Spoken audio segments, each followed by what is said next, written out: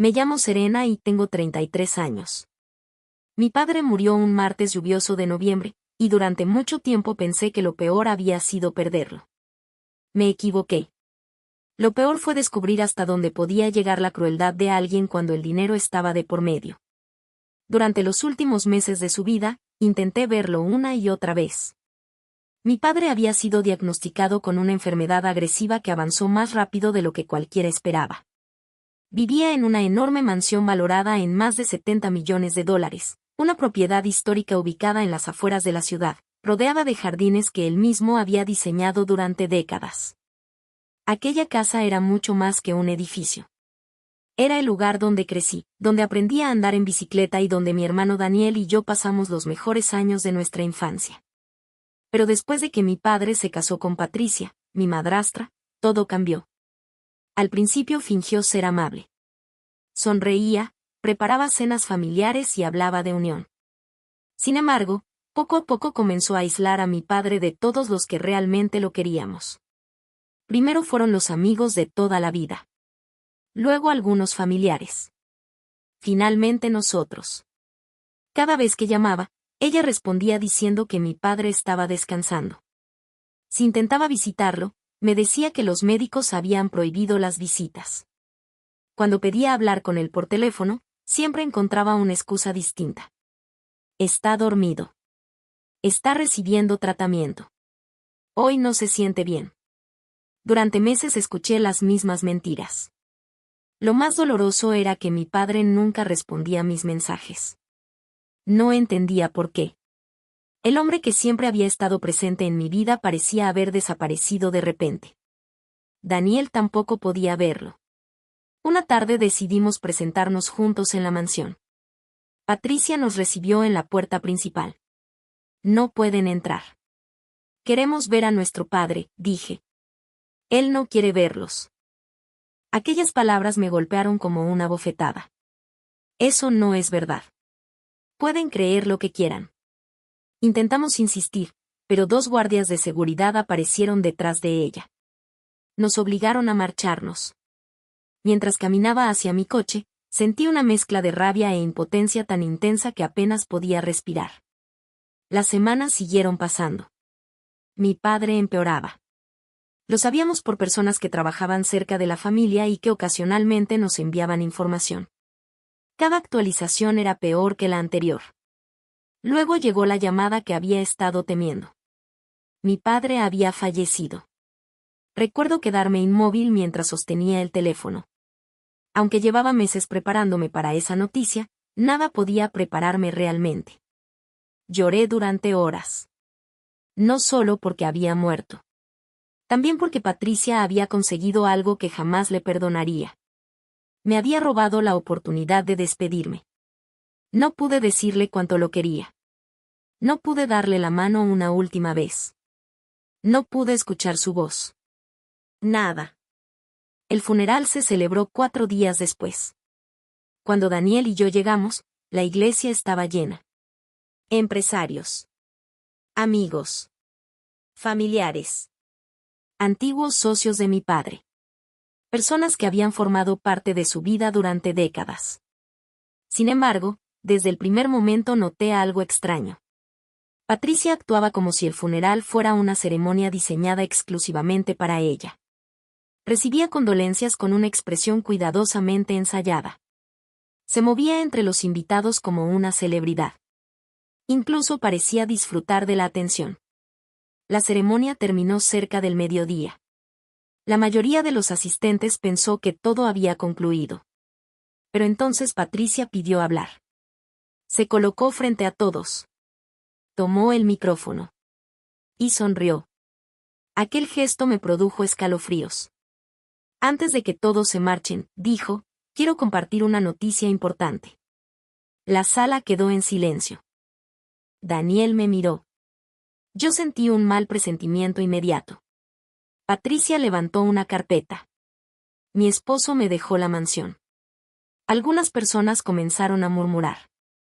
Ella continuó. La propiedad completa ahora me pertenece. Vi cómo varias cabezas se giraban hacia nosotros. Como única propietaria legal, añadió, He tomado algunas decisiones sobre el futuro de la casa. Su mirada se clavó directamente en Daniel y en mí. Entonces llegó el golpe. A partir de hoy, Serena y Daniel ya no son bienvenidos en la propiedad. Un silencio helado recorrió la iglesia. Algunos invitados parecían horrorizados. Otros simplemente no podían creer lo que estaban escuchando. Yo tampoco. Mi padre acababa de ser enterrado. Y ella ya estaba expulsándonos públicamente. Patricia siguió hablando. Explicó que necesitaba proteger su privacidad. Dijo que era momento de cerrar capítulos del pasado. Utilizó muchas palabras elegantes para disfrazar algo simple. Quería quedarse con todo. Completamente sola. Cuando terminó su discurso, caminó hacia nosotros. Ni siquiera intentó ocultar su satisfacción. Espero que entiendan que esta decisión es definitiva. Daniel apretó los puños. Yo podía ver la furia en su rostro. Pero curiosamente sentía algo diferente. Había una pequeña pieza del rompecabezas que no terminaba de encajar. Porque durante los últimos meses había descubierto ciertos movimientos extraños relacionados con la mansión. Documentos que desaparecían. Pagos inusuales. Llamadas que Patricia intentaba ocultar. Y sobre todo, una conversación que escuché accidentalmente semanas antes de la muerte de mi padre. Una conversación que no había entendido completamente en aquel momento. Hasta ahora. Mientras Patricia nos observaba con una sonrisa triunfante, empecé a conectar cada detalle. Y cuanto más pensaba en ello, más segura estaba de una cosa. Ella estaba celebrando demasiado pronto. Porque había asumido que la mansión era suya. Había anunciado ante todo el mundo que había heredado una propiedad valorada en $70 millones. Había humillado a Daniel y a mí delante de cientos de personas. Había actuado como una reina coronada. Pero mientras la observaba alejarse entre los invitados, comprendí algo que hizo desaparecer mi tristeza por unos segundos. Patricia nunca había verificado quién era realmente el dueño de la casa. Esa noche apenas dormí. Las palabras de Patricia seguían resonando en mi cabeza. Como única propietaria legal. Lo había dicho con tanta seguridad que cualquiera habría pensado que tenía todos los documentos en regla. Pero cuanto más analizaba lo ocurrido, más recordaba aquella conversación que había escuchado semanas atrás. Había sucedido por casualidad. Un antiguo asistente de mi padre me llamó mientras él aún estaba vivo. Había trabajado para nuestra familia durante más de 15 años y conocía muchos detalles de los negocios familiares. Durante la llamada mencionó algo extraño. Tu padre estuvo reorganizando varias propiedades hace unos años. En aquel momento no le di demasiada importancia. Pero después añadió algo que nunca olvidé. La mansión ya no estaba registrada exactamente como antes. Cuando le pregunté qué significaba, se mostró nerviosa. Dijo que no debía hablar más del asunto. Ahora entendía por qué. A la mañana siguiente llamé al abogado que había trabajado con mi padre durante décadas. No esperaba que respondiera. Sin embargo, aceptó reunirse conmigo. Cuando llegué a su oficina, el hombre parecía cansado. Había asistido al funeral el día anterior. Tras unos minutos de conversación, decidió contarme algo que cambió todo. Tu padre sabía exactamente quién era Patricia. Sentí un escalofrío. ¿Qué quiere decir? Sabía que estaba obsesionada con la herencia. El abogado abrió una carpeta. Dentro había documentos que jamás había visto. Por eso tomó ciertas precauciones. Mi corazón comenzó a acelerarse. ¿Qué clase de precauciones? El abogado deslizó un papel sobre la mesa. Y cuando leí el encabezado, tuve que releerlo varias veces. La mansión no pertenecía a mi padre. Al menos no directamente. 3 años antes había transferido la propiedad a una empresa privada creada exclusivamente para proteger ciertos activos familiares. La empresa tenía un único beneficiario principal. Yo. Me quedé inmóvil. ¿Qué? El abogado asintió. Tu padre quería asegurarse de que la casa permaneciera en la familia. No podía creer lo que estaba escuchando. ¿Patricia lo sabía? No. Entonces entendí por qué estaba tan confiada. Ella había heredado parte de los bienes de mi padre. Dinero. Inversiones. Algunas propiedades menores. Pero la mansión no. La joya más valiosa de todo el patrimonio ya no estaba legalmente bajo el nombre de mi padre cuando falleció. Por lo tanto, nunca formó parte de la herencia. Patricia había celebrado una victoria inexistente. Durante varios segundos no pude hablar. Pensé en el funeral. Pensé en cómo nos había humillado. Pensé en cómo me impidió despedirme de mi padre. Y por primera vez desde su muerte sentí algo parecido a la justicia. El abogado me entregó otra carpeta. Hay más. Dentro encontré cartas escritas por mi padre. Una de ellas estaba dirigida específicamente a mí. Mis manos temblaban al abrirla. Serena. Si estás leyendo esto, significa que ya no estoy aquí.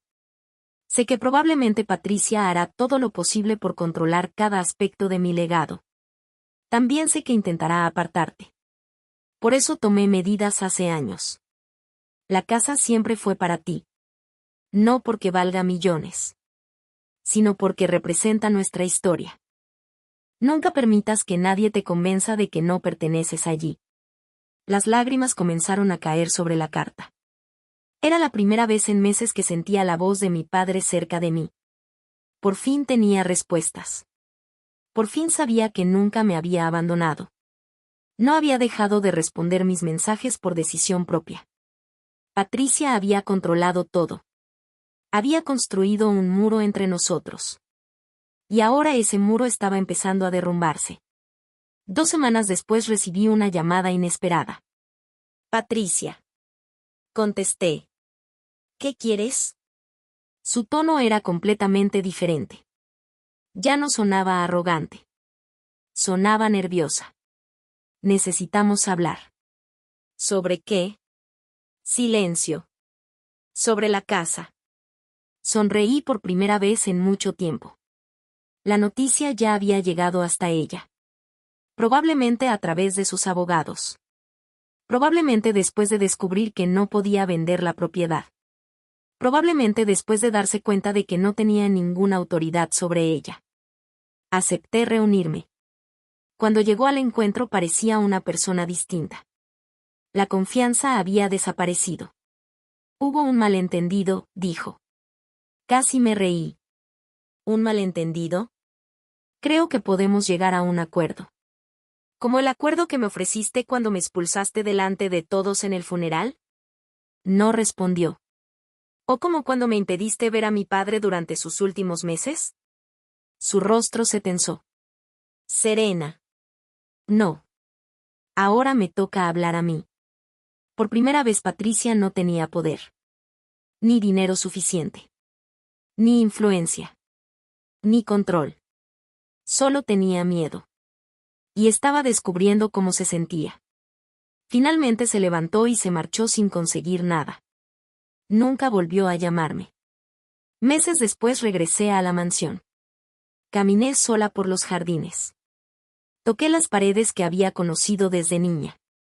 Entré en el despacho donde mi padre pasaba horas trabajando. Todo seguía allí. Por primera vez desde su muerte sentí paz. No porque hubiera ganado una propiedad valorada en $70 millones, sino porque había recuperado algo mucho más importante. La verdad. Mi padre nunca me rechazó. Nunca dejó de quererme. Nunca quiso apartarme de su vida.